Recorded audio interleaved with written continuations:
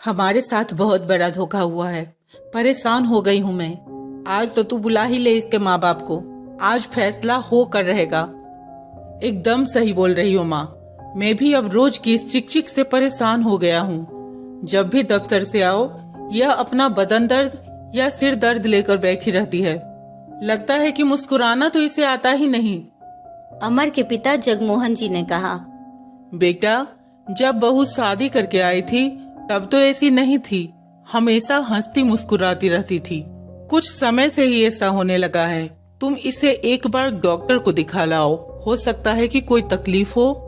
कोई तकलीफ नहीं है पिताजी, बस काम ना करने के बहाने हैं। इसे अच्छा लगता है कि मेरी माँ रसोई में खड़ी रहे और काम करती रहे। क्या भाई, मम्मी अकेले थोड़े ना काम करती है, मैं भी तो उनके साथ काम करती हूँ। माँ, कल मेरे दफ्तर की छुट्टी है। मैं सुबह ही अपने ससुर को कॉल करूँगा और उन्हें यहाँ आने के लिए कहूँगा। अब वही आकर अपनी बेटी को समझाएंगे।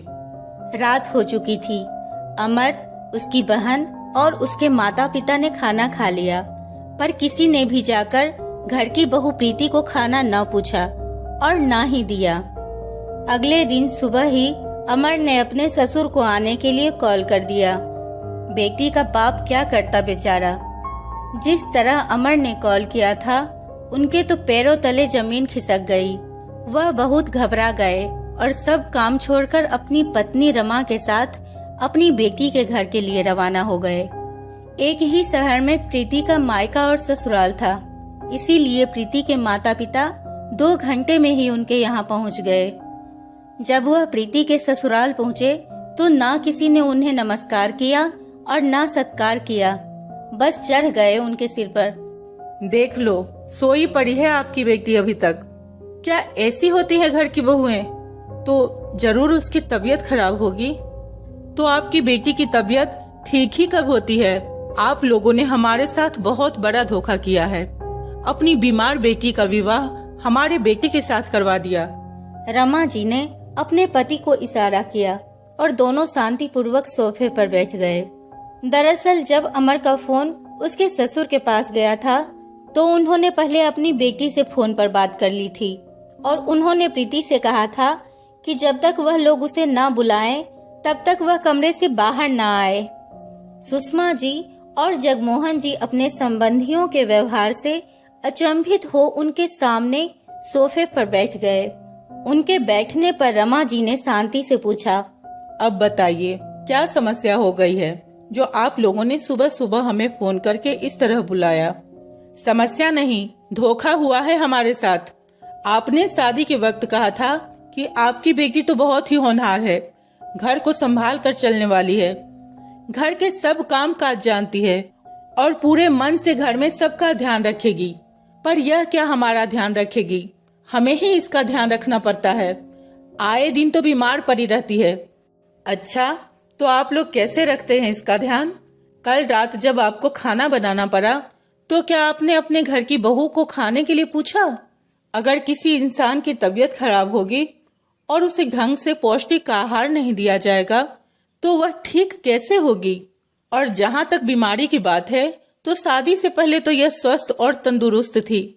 यहाँ आने के बाद जब इसे 24 घंटे कोल्हू की बैल की तरह काम करना पड़ा और खाने पीने का समय और हिसाब नहीं रहा, तब इसकी तबीयत खराब रहनी शुरू हुई।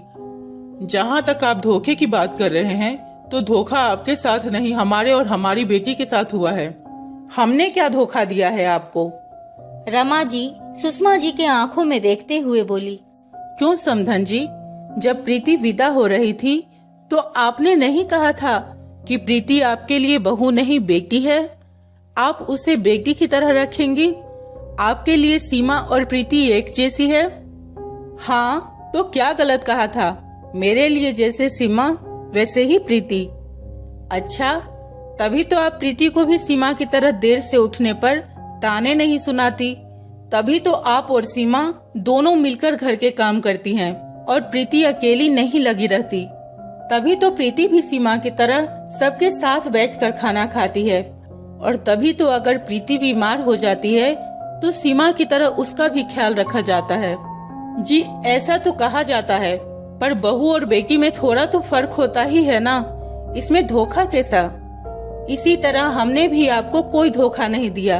इंसान को इंसान की तरह रखेंगे तो वह ठीक ही रहेगा। जब आपको घर के काम करने पड़ते हैं तो आपकी बेटी आपके साथ आपकी मदद करती है, पर जब प्रीति घर के काम करती है तो ना आप उसकी मदद करती हैं और ना ही सीमा से उसकी मदद करवाते हैं। सारे घर के काम की जिम्मेदारी अकेले उसके सिर पर डाल रखी है और ना ही कभी आप लोगों ने देखा कि काम से थक हार कर वह खाना खाती भी है कि नहीं। अगर उसके लिए खाना नहीं बचता तो वह भूखे ही सो जाती है। ऐसे में कमजोरी आना और बीमार होना तो स्वाभाविक ही है। जब वह इस घर को अपना मान के आप सबकी सेवा कर सकती है तो क्या उसका ध्यान रखने की जिम्मेदारी आप लोगों की नहीं है? हम लोग जने ही कितने हैं, घर में इतना तो कोई काम होता नहीं, और हमने भी तो आकर सब अकेले ही संभाला था। हम तो कभी ऐसे बीमार नहीं पड़े। मैं जब शादी करके आई थी तो मेरे पति का परिवार तो इससे भी बड़ा था। बिल्कुल सही कह रही हैं आप, पर आजकल के शरीरों में वह जान कहाँ जो पहले हम लोगों के शरीरों में होती थी। और जरूरी तो नहीं जो हमारे साथ हुआ हम भी अपनी बहुओं के साथ वैसा ही करें। हम अपनी सास को कभी अपनी माँ नहीं बना पाए तो क्या हम अपनी बहू की माँ नहीं बन सकते? माफ कीजिएगा, पर आप भी एक बेटी के माता पिता हैं। आज आप दूसरों की बेटी का ध्यान रखेंगे, उसे अपने घर के एक महत्वपूर्ण सदस्य की तरह रखेंगे, तो कल दूसरे भी आपकी बेटी का उतना ही मान सम्मान करेंगे। आपने सारी बातें बहुत पते की कही है। आशा करता हूँ कि अमर और उसकी माँ को यह सब बातें समझ में आ गई होंगी।